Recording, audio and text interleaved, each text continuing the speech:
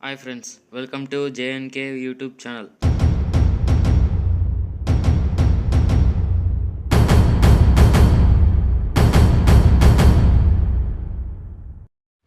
Last వీడియోలో మన RTC బస్సులు ఎలా పని చేస్తాయనే విషయాన్ని తెలుసుకున్నాం. ఈ వీడియోలో అసలు మన ఆర్టీసీ బస్సులు ఎప్పుడు ఎలా మొదలైంది అనే విషయాన్ని తెలుసుకుందాం రండి. ఫ్రెండ్స్, నేను యూట్యూబ్ ఛానల్ కొత్తగా స్టార్ట్ చేశా. వీడియో కంటెంట్ నచ్చితే సబ్స్క్రైబ్ చేసి లైక్ చేయండి. ఇంకా లేట్ చేయకుండా వీడియోలోకి వెళ్దాం. ఈ వీడియోలో కేవలం 27 బస్సులతో ప్రారంభించిన మన ఏపీఎస్ఆర్టీసీ ఎలా ప్రపంచంలోనే అతిపెద్ద రోడ్డు రవాణా సంస్థగా గిన్నిస్ వరల్డ్ రికార్డులో పేరు పొందిందనే విషయాన్ని తెలుసుకుందాం. మన ఏపీఎస్ఆర్టీసీ మొదట 1932లో ఏర్పడింది. అది ఆంధ్రప్రదేశ్లోని సకలగుంట అనే ఊరిలో ప్రారంభించారు. అప్పటి బస్సులు చాలా చిన్నవి, కేవలం 19 మాత్రమే కూర్చునే విధంగా ఉండేది. మొదట్లో 27 బస్సులతో కొంతమంది ప్రయాణికుల కోసం ప్రారంభించారు. 1947లో అంటే స్వాతంత్రం తరువాత ఏపీఎస్ఆర్టీసీ సిస్టంలో కొన్ని మార్పులు మార్చడం జరిగింది.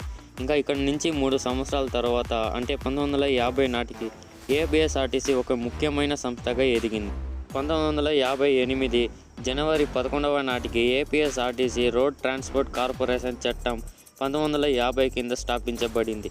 ఆ సమయంలో 609 బస్సులు, 7 డిపోలు మరియు 2500 ఉద్యోగులు ఉన్నారు.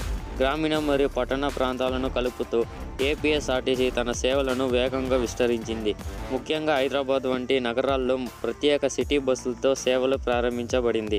అంతేకాకుండా ముఖ్యమైన నగరాలను కలుపుతూ మరియు లాంగ్ డిస్టెన్స్ కోసం ఎక్స్ప్రెస్ అనే బస్సులతో కూడా సేవలు ప్రారంభించిన మొదటి ఆర్టీసీ బస్సుల్లో మన ఏపీఎస్ఆర్టీసీ ఒకటి. ఏపీఎస్ఆర్టీసీ సిస్టమ్ ప్రజల కోసం ఇంతలా కష్టపడ్డ ప్రతిఫలంగా ప్రపంచంలోనే అతిపెద్ద రోడ్డు రవాణా సంస్థగా గిన్నిస్ వరల్డ్ రికార్డును 1999 అక్టోబర్ 31న అందుకుంది. మొత్తం మన ఏపీఎస్ఆర్టీసీ వద్ద ఎన్ని బస్సులు ఉన్నాయంటే 2024 జూన్ 30 నాటికి మొత్తం 10,227 బస్సులు ఉన్నాయి.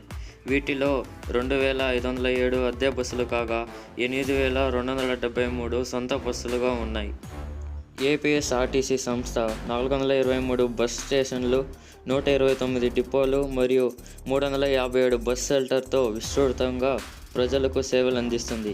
ఏపీఎస్ఆర్టీసీ భారతదేశంలో అతిపెద్ద మరియు పౌర రవాణా వ్యవస్థలో ఒకటిగా పేరు పొందింది.